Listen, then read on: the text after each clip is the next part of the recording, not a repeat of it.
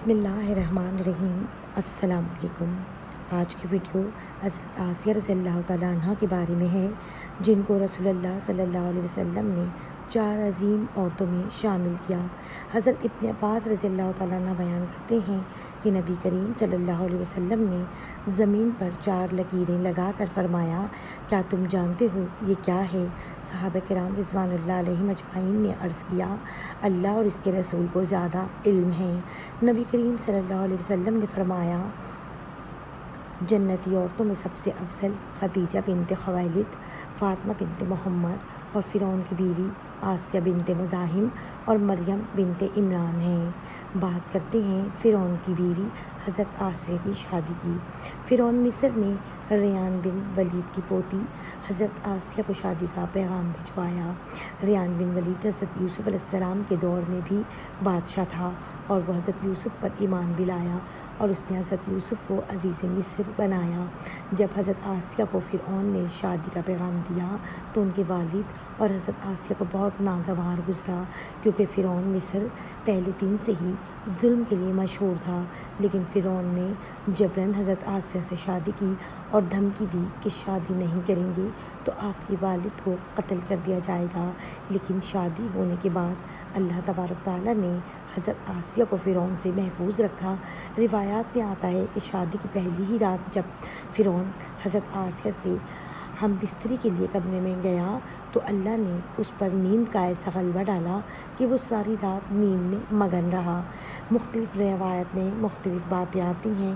کہیں لکھا ہے کہ وہ حضرت آسیہ سے صحبت اس لیے نہ کر سکا کہ اللہ تعالیٰ نے اسے نامرد کر دیا تھا، تاکہ بعض روایات میں لکھا ہے کہ اس کو ایسی بیماری لاحق ہوئی کہ طبیبوں نے اس کو صحبت سے منع کر دیا تھا۔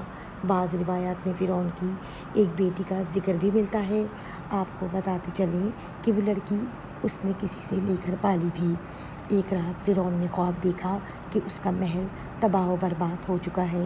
خوف کے مارے اس کا وجود لرزنے لگا۔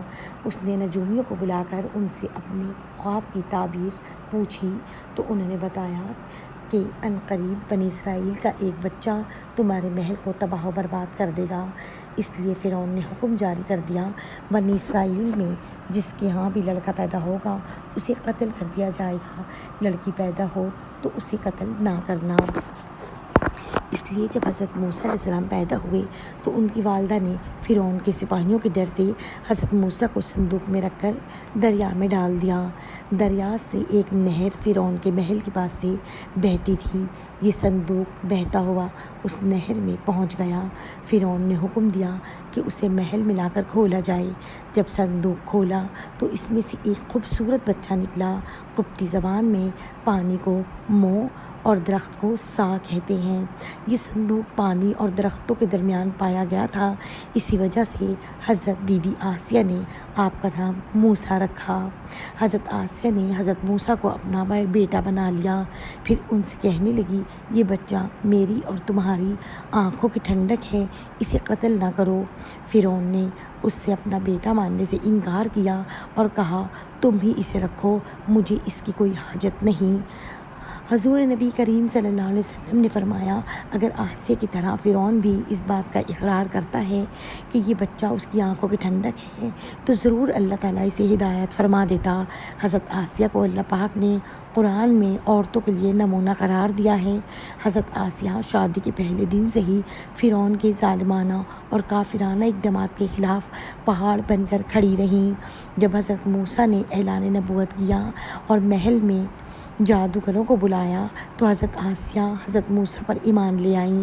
ایمان لانے کے بعد کافی دیر تک انہوں نے اس بات کو فرعون سے چھپائے رکھا، لیکن جب فرعون نے خدائی کا دعویٰ کیا اور لوگوں سے سجدے کروانے لگا خود کو، تو پھر حضرت آسیہ کھل کر میدان میں آئیں اور فرعون کے اس عمل کی سخت مخالفت کی۔ جب فرعون کو پتہ چلا کہ میری بیوی بھی موسیٰ کے خدا پر یقین رکھتی ہے تو اس نے حضرت آسیہ پر ظلم ڈھانے شروع کر دیے۔ روز دن اور رات ان کو مختلف اذیتیں دیتا۔ فرعون جیسا کافر شوہر بھی ان کے ایمان کو متزلزل نہیں کر سکا، لیکن فرعون نے بہت زیادہ کوشش کی تھی تاکہ کسی نہ کسی طرح انہیں راہ راست کی طرف کر دے، لیکن وہ ایسا نہ کر سکا۔ حضرت آسیہ خدائے واحد کی عبادت میں مصروف رہیں۔ حضرت موسیٰ علیہ السلام کے چاہنے والے فرعون کے سپاہیوں کے ہاتھوں ظلم و ستم کی بھیٹ چڑھتے رہے، انہیں بے دردی سے قتل کیا جاتا رہا، حتیٰ کہ فرعون نے حضرت موسیٰ پر ایمان لانے والے ایک شخص کو، جسے قرآن کریم نے مومن آل فرعون کے نام سے یاد کیا ہے، بے دردی سے قتل کیا۔ اس واقعے کے بعد حضرت آسیہ کا صبر کا پیمانہ چھلک اٹھا اور وہ کھلم کھلا فرعون کی مخالفت کرنے لگیں۔ فرعون نے اپنی زوجہ کو بہت دردناک طریقے سے اذیتیں پہنچائیں، ان کو بڑے بڑے عذاب دیے، بہت زیادہ مارا، ان کو 4 کھوٹیوں میں کاٹ دیا گیا، ان کے چاروں ہاتھوں پیروں میں لوہے کی کیل ٹھوک کر چاروں کونوں میں اس طرح جکڑ دیا کہ وہ ہل بھی نہیں سکتی تھیں، بھاری پتھر ان کے سینے پر رکھ دیا، ان کو ریت پر دھوپ میں لٹا دیا اور پانی بند کر دیا۔